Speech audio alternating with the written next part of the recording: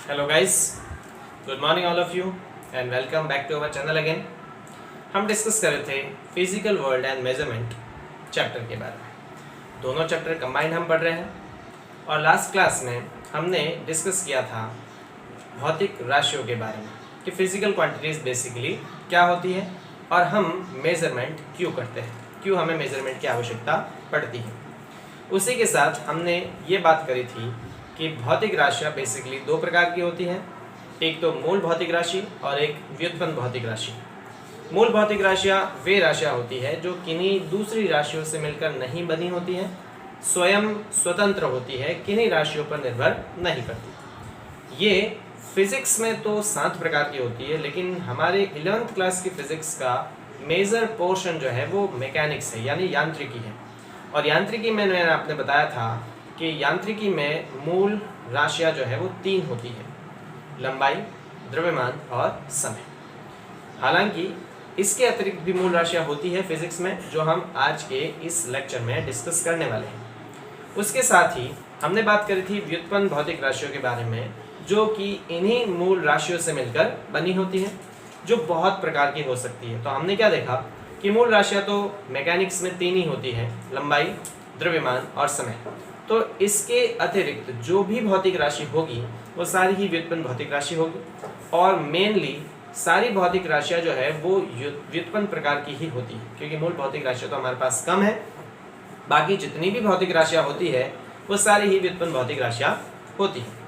अब गाइज, जब भी अपन भौतिक राशि के बारे में डिस्कस करते हैं, जैसे हम बात करें लंबाई के बारे में, तो लंबाई को हम किस प्रकार से मेजर कर सकते हैं। लंबाई को मेजर करने के लिए हमारे पास या तो मिलीमीटर में उसको मेजर करते हैं, या फिर सेंटीमीटर में, या मीटर में, या किलोमीटर में। इसी प्रकार से अगर हम द्रव्यमान को मेजर करना चाहें, द्रव्यमान को मापना चाहें, तो हम उसको किस प्रकार से मेजर कर सकते हैं। हम या तो उसको ग्राम में मेजर करते हैं, सोनार की दुकान पे जाए तो उसमें मिलीग्राम में मेजर करते हैं, या फिर उसको किलोग्राम में मेजर करते हैं, या फिर हम उसको क्विंटल में, टन में, इस प्रकार से मेजर करते हैं। सिमिलरली अगर हम समय को मेजर करना चाहें तो हम उसको या तो सेकंड में मेजर करते हैं, या फिर मिनट में मेजर करते हैं, या फिर आवर में मेजर करते हैं।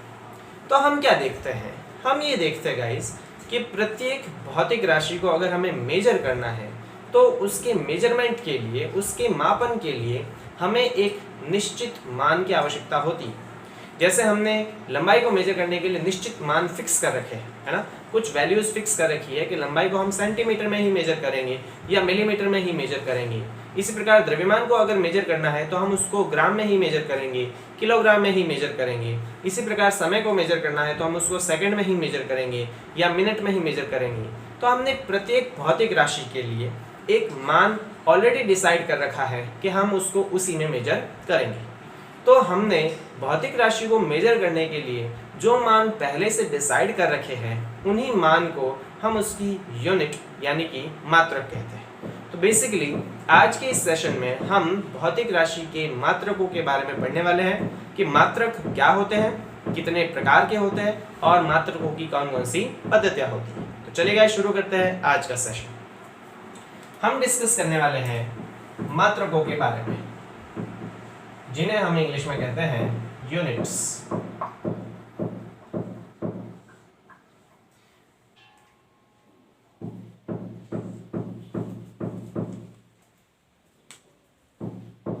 तो गाइस, हम डिस्कस कर लेते हैं कि यूनिट बेसिकली क्या होती है। जैसा कि मैंने बताया, भौतिक राशि को मेजर करने के लिए पहले से जो मान नियत किए गए हैं, निश्चित किए गए हैं, उन्हें अपन यूनिट यानी कि मात्रक कहते हैं। तो इसकी डेफिनेशन किस प्रकार से होगी, किसी भौतिक राशि को, किसी भौतिक राशि को मेजर करने के लिए यानी कि मापने के लिए नियत किए गए मान को,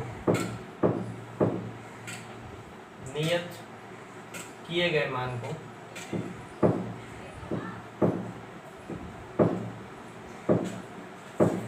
भौतिक राशि का मात्रक कहते हैं।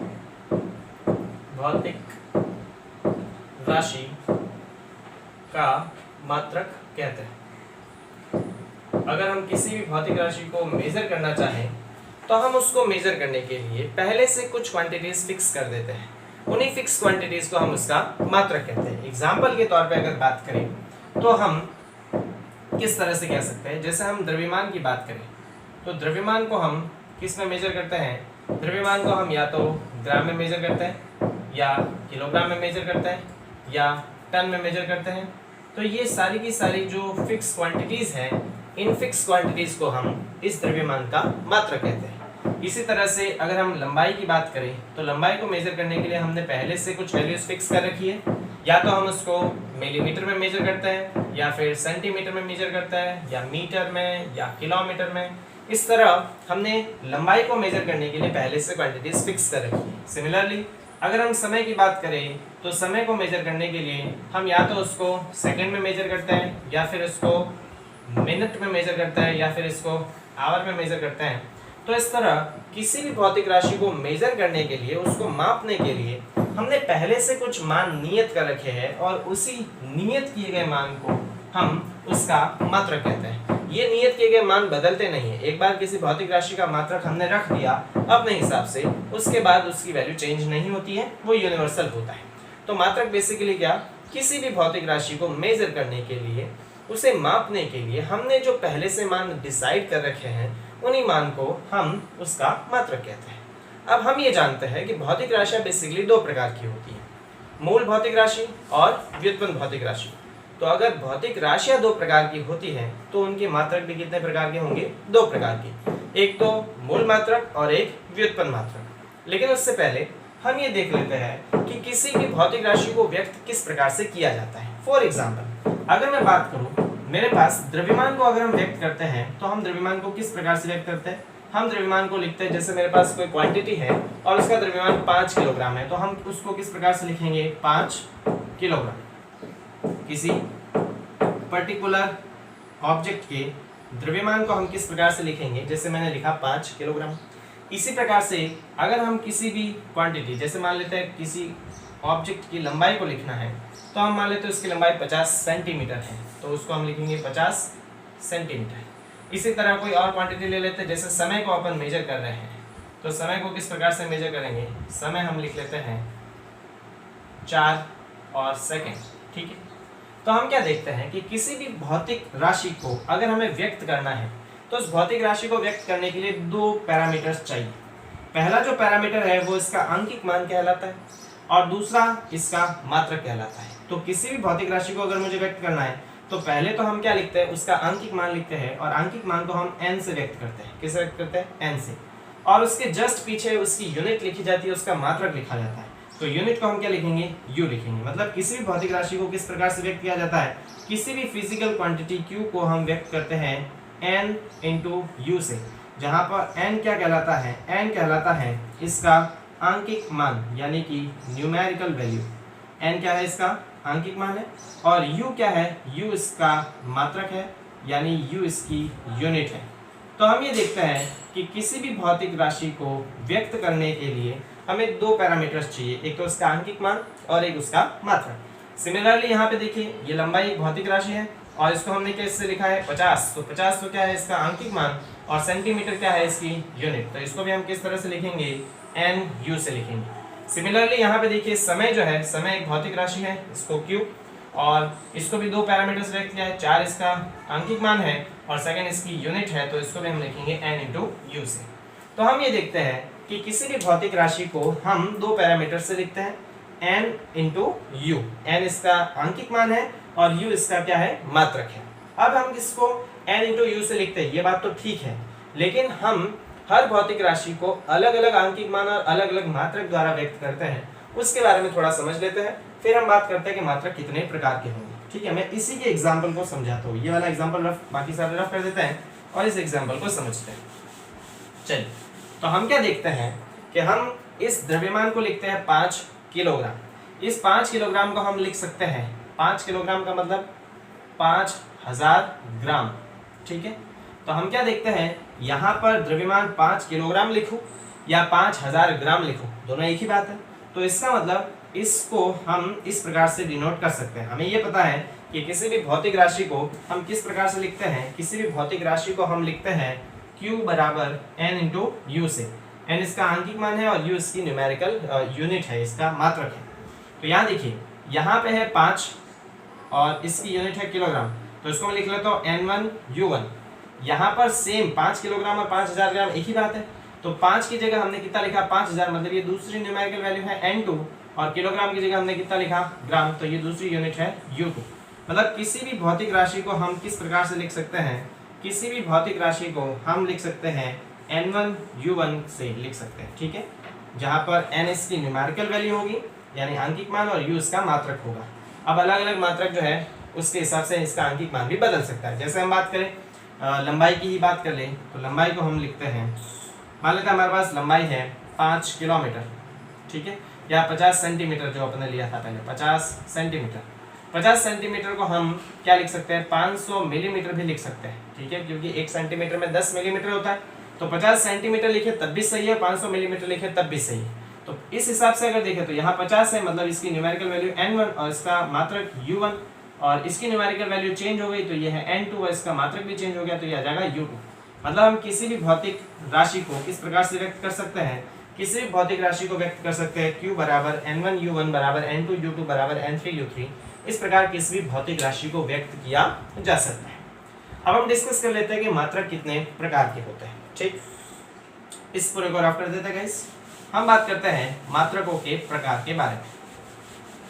तो यदि मात्रक भौतिक राशियों को व्यक्त करने के लिए काम में आते हैं, तो चूंकि भौतिक राशियां हमने दो प्रकार की पढ़ी हैं, मूल भौतिक राशि और व्युत्पन्न भौतिक राशि, तो इसके हिसाब से मात्रक भी दो प्रकार के होंगे, मूल मात्रक और व्युत्पन्न मात्रक। तो हम लिख लेते हैं, पहले बात करें मूल मात्रकों की। तो मूल मात्रक बेसिकली क्या होंगे, जिन्हें अपन कहते हैं फंडामेंटल यूनिट्स, फंडामेंटल यूनिट। देखिए, वे मात्रक जो मूल राशियों को मापने में यूज होते हैं, जो मूल राशियों को व्यक्त करते हैं, उन्हें अपन मूल मात्रक कहते हैं। वे मात्रक जो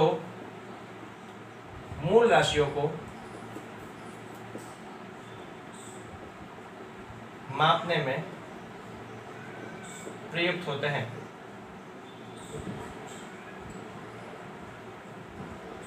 उन्हें मूल मात्रक कहते हैं। हमने क्या डिस्कस किया था कि वैसे तो मूल राशियां 7 प्रकार की होती हैं, जो आगे हम डिस्कस करेंगे, लेकिन मैकेनिक्स में, यांत्रिकी में स्पेशली 3 ही मूल राशियां होती हैं। कौन कौन सी? एक तो होती है लंबाई, एक होता है द्रव्यमान और एक है समय। ये 3 मूल राशियां हैं, ठीक है। तो इन 3 मूल राशियों को जिन मात्रकों द्वारा व्यक्त करेंगे उन्हें अपन मूल मात्रक कहेंगे। तो लंबाई का मूल मात्रक क्या होगा? लंबाई को हम मापते हैं मीटर में, तो मीटर लंबाई का मूल मात्रक है। द्रव्यमान को हम किस में मापते हैं? द्रव्यमान को हम मापते हैं किलोग्राम में, तो किलोग्राम जो है वो द्रव्यमान का मूल मात्रक है। और समय को हम किस में मापते हैं? सेकंड में, तो सेकंड जो है वो समय का मूल मात्रक है। तो हमारे पास 3 मूल मात्रक आ जाते हैं, मीटर, किलोग्राम और सेकंड। ये 3 मूल मात्रक है क्योंकि ये मूल राशि लंबाई, द्रव्यमान और समय को मापने में प्रयुक्त होते हैं। इसी प्रकार से दूसरी अगर बात करें तो वो आएगा व्युत्पन्न मात्रक। व्युत्पन्न मात्रक यानी कि डिराइव्ड यूनिट। देखिए, जिस प्रकार से व्युत्पन्न राशियां मूल राशियों से मिलकर बनी होती है, वैसे ही व्युत्पन्न मात्रक मूल मात्रकों से मिलकर बने होते हैं। तो इसकी डेफिनेशन क्या आएगी? वे मात्रक जो मूल मात्रकों से मिलकर बने होते हैं उन्हें व्युत्पन्न मात्रक कहते हैं। तो डेफिनेशन हम लिखें, वे मात्रक जो मूल मात्रकों से मिलकर बने होते हैं उन्हें व्युत्पन्न मात्रक कहते हैं।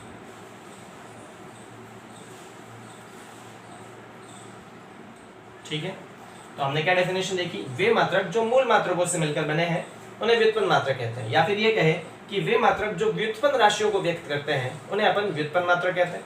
एग्जाम्पल के तौर पे अगर बात करें, जैसे हमने बात करी थी व्युत्पन्न राशि क्षेत्रफल की, तो क्षेत्रफल को हम किस तरह से लिखते हैं? क्षेत्रफल को लिखते हैं लंबाई इंटू चौड़ाई से।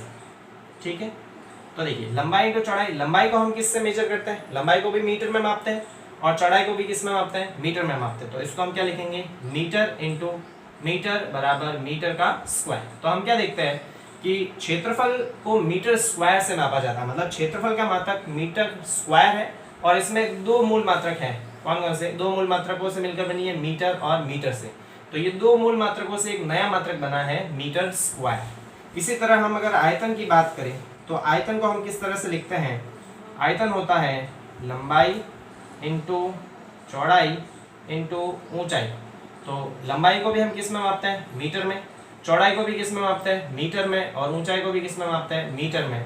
तो metre into metre into metre क्या आ जाएगा, मीटर का क्यूब। तो हम देखते हैं कि आयतन का जो मात्रक मीटर क्यूब है वो तीन मूल मात्रक है, मीटर, मीटर और मीटर, इनसे मिलकर बना है जो इसका व्युत्पन्न मात्रक है मीटर क्यूब। इसी तरह से हमने बात करी थी चाल की। चाल होता है दूरी बट्टे समय, इकाई समय में तय की गई दूरी को चाल कहते हैं। तो दूरी अपॉन समय, दूरी को हम किस में मापते हैं, मीटर में मापते हैं, तो ये आ जाएगा मीटर, और समय को किस में मापते हैं, सेकंड। तो इसका मात्रक क्या आ जाएगा, मीटर प्रति सेकंड। तो चाल का मात्रक जो है मीटर प्रति सेकंड वो दो मूल मात्रकों से मिलकर बना है, एक तो मात्रक है मीटर और एक क्या है, सेकंड। देखिए मीटर और सेकंड मूल मात्रक है, ठीक है। इसी प्रकार से अगर हम बात करें त्वरण की, तो त्वरण होता है वेग में परिवर्तन बट्टा परिवर्तन में लगा समय, या हम चाल भी कह सकते हैं, ठीक है। तो ये आ जाएगा वेग में परिवर्तन, वेग में परिवर्तन और अपॉन समय, वेग में परिवर्तन। तो वेग की यहाँ पे मात्रक क्या आएगा, वेग का मात्रक या चाल का मात्रक एक ही होता है, वो होता है मीटर प्रति सेकंड, मीटर प्रति सेकंड, और समय का मात्रक क्या है, सेकंड। तो ये आ जाएगा मीटर और सेकंड नीचे आ जाएगा तो सेकंड का स्क्वायर, तो ये आ जाएगा मीटर प्रति सेकंड स्क्वायर।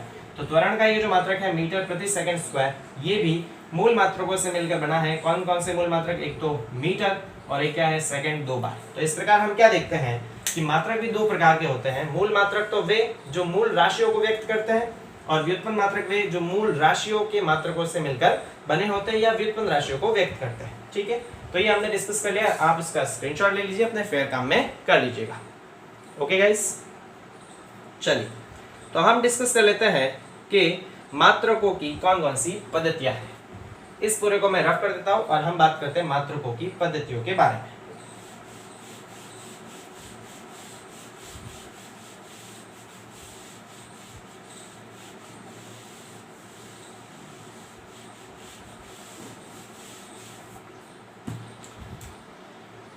मात्रकों की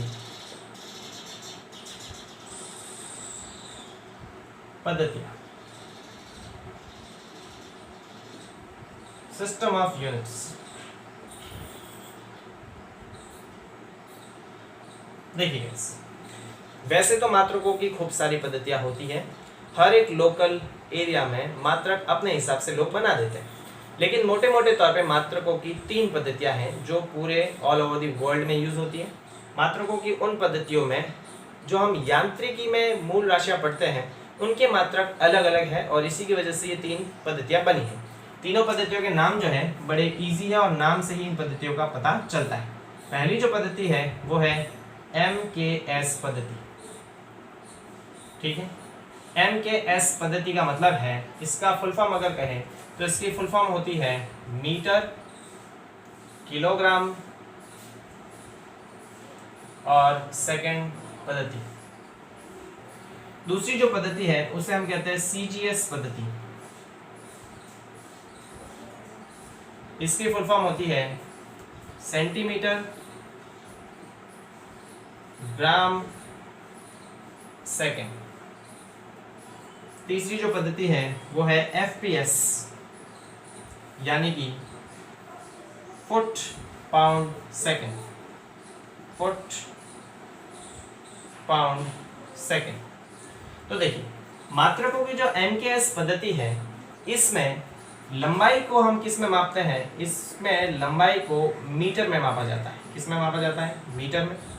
द्रव्यमान को किस में मापा जाता है, किलोग्राम में, और समय को किस में मापा जाता है, सेकंड में। तो ये इसी के हिसाब से पद्धति बनी है। MKS पद्धति में लंबाई को मापते हैं मीटर में, इस द्रव्यमान को मापते हैं किलोग्राम में और समय को मापते हैं सेकंड में। तो ऐसी पद्धति जिसमें लंबाई, द्रव्यमान और समय को क्रमशः मीटर, किलोग्राम और सेकंड में मापा जाए, उस पद्धति को हम कहते हैं MKS पद्धति। मैंने ये 3 ही राशियां क्यों ली हैं, क्योंकि मैं बता चुका हूँ मैकेनिक्स में, यांत्रिकी में मूल 3 राशियां ही होती हैं। इसके अलावा एक और राशि है जो थर्मोडायनेमिक्स में आती है, टेम्परेचर। 11th में इन 4 राशियों के बारे में ही हम ज़्यादा डिस्कस करते हैं। बाकी की राशियां हालांकि फिजिकल क्वांटिटीज ही है, लेकिन वो आगे हम पढ़ते हैं 12th क्लास में। यांत्रिकी और थर्मोडायनेमिक्स में मिला के हम 4 भौतिक राशियों को मुख्य रूप से पढ़ेंगे, लंबाई, द्रव्यमान, समय और इसके साथ एक टेम्परेचर पढ़ेंगे। हालांकि मूल राशियां 7 प्रकार की होती है जो हम आगे डिस्कस करेंगे। दूसरी जो पद्धति है CGS पद्धति, तो CGS पद्धति में लंबाई को सेंटीमीटर में मापते हैं, द्रव्यमान को ग्राम में मापते हैं और समय को सेकंड में मापते हैं। ठीक है, ये वाली दोनों पद्धतियां तो हम यूज करते हैं, यहाँ पे यूज करते हैं। हम लंबाई को मीटर में भी मापते हैं और आप जब काम करते हो अपने होमवर्क में, मैथमेटिक्स में, तो आप सेंटीमीटर स्केल का यूज करते हो। हम वस्तुओं को किलोग्राम के हिसाब से भी खरीदते हैं और ग्राम के हिसाब से भी खरीदते हैं, और समय को हम सेकंड के हिसाब से भी मेजर करते हैं। तीसरी जो पद्धति है FPS पद्धति, उसमें लंबाई को मापा जाता है फुट में, द्रव्यमान को मापा जाता है पाउंड में और समय को मापा जाता है सेकंड में। यहाँ पर हम लंबाई को नॉर्मली फुट में नहीं मापते, लेकिन जो घर का कामकाज करते हैं, जो कारीगर होते हैं, मिस्त्री होते हैं, वो हमेशा फुट में मापते हैं। पाउंड जो है द्रव्यमान का मात्रक, यहाँ पे यूज नहीं होता है इंडिया में मोस्टली। ये फॉरेन कंट्रीज में, अमेरिका वगैरह जो डेवलप्ड कंट्रीज है, वहाँ पे पाउंड में अक्सर द्रव्यमान को मापा जाता है, और इसमें भी समय को किस में मापा जाता है, सेकंड में। तो इन भौतिक राशियों को अलग अलग मात्रक पद्धति के आधार पर, या हम ये कह सकते हैं इनके अलग अलग मात्रकों के आधार पर 3 मात्रक पद्धति हमने डिसाइड की है, MKS, CGS और FPS। नाम से स्पष्ट होता है कि किस भौतिक राशि को इसमें किस मात्रक द्वारा मापा जाता है। इससे अगले वाले वीडियो लेक्चर में हम डिस्कस करेंगे मात्रकों की अंतरराष्ट्रीय पद्धति के बारे में, जिसमें 7 मूल राशियां और उनके 7 मूल मात्रक होंगे। उसी के साथ उसमें 2 पूरक मात्रक होंगे जिनकी हम डेफिनेशन भी देंगे। तो मिलते हैं गाइस अगले वीडियो लेक्चर में। Thank you so much.